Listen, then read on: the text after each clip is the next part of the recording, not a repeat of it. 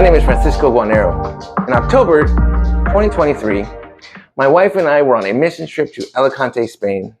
And over the course of 10 days, we helped feed some of the homeless, serve in an Assemblies of God English-speaking international church.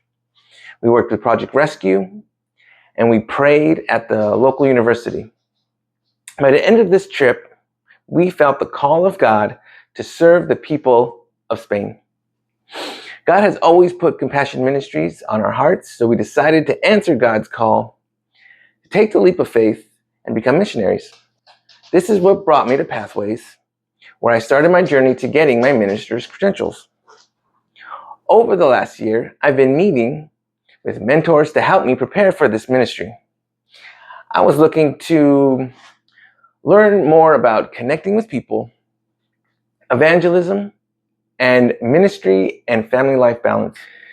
Today, I'll teach you some of the things that I learned to engage, evangelize, and to elevate family. Connecting with others has always been a little bit difficult for me. And I heard a podcast with Pastor Charlotte Gamble on the topic of stepping into your call, and she said, God must have a sense of humor, because he was putting her on a platform to speak in front of lots of large groups of people. God kept opening doors that were uncomfortable for her. I too am in a similar position. I'm learning to step into my call, but how do I engage with others and not feel socially awkward? My mentor, Pastor Greg Wenschlag, gave me a few practical tips that were helpful. Number one, pay attention to people. This sounds small and maybe a little superficial, but look at the details in people's clothing to make connections like sports teams or special interests. For me personally, I like movies and working out, so if I see a movie shirt or a guy that's in shape, I'll like to make a comment about it. This opens the door for deeper interests like family and aspirations. Number two, let people talk. When I meet new people, I sometimes get into my head about how uncomfortable I am, and I start rambling. If you're trying to make connections, let the other person talk. People love talking about themselves and things that they're passionate about. You shouldn't be focused on yourself. You should always be asking questions. Number three, remember people's names. This tip might seem like another small thing, but Pastor Greg reminds me that people love to be remembered. When you engage and you remember the details of someone's life, like their kids' names, their jobs and hobbies, they'll get excited and they will feel loved. Now, in regards to evangelism, I feel lucky enough to have had a video chat with missionary Brian Isidore, whom I met on the mission trip to Alicante. Brian's main strategy for evangelism is one-on-one.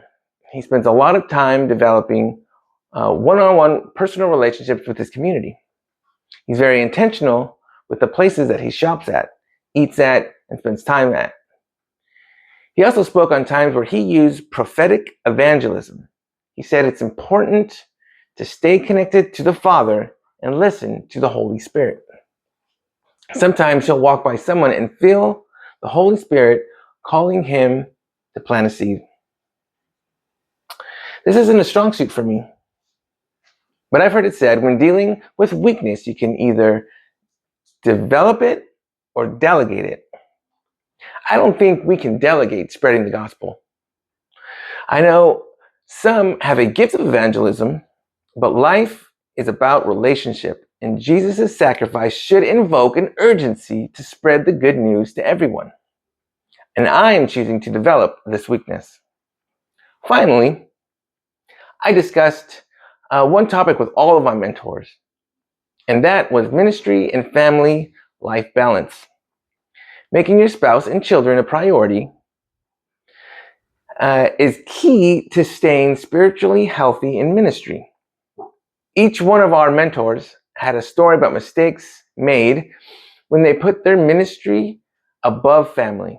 Now they all set aside time where they focus on their family. And it ranges from 1 day a week to 5 days a week. Paul writes in 1 Timothy 3, 4 through 5, when discussing the qualifications for ministry, he must manage his own family well and see that his children obey him. He must do so in a manner worthy of full respect. If anyone does not know how to manage his own family, how can he take care of God's church? In conclusion, my mentors have helped me improve on areas of my life that I need strengthening. I learned tips on engaging with new people. I learned strategies in evangelism, like being intentional in one-on-one relationships. And I learned the importance of elevating your family. I hope that you have learned a little something too.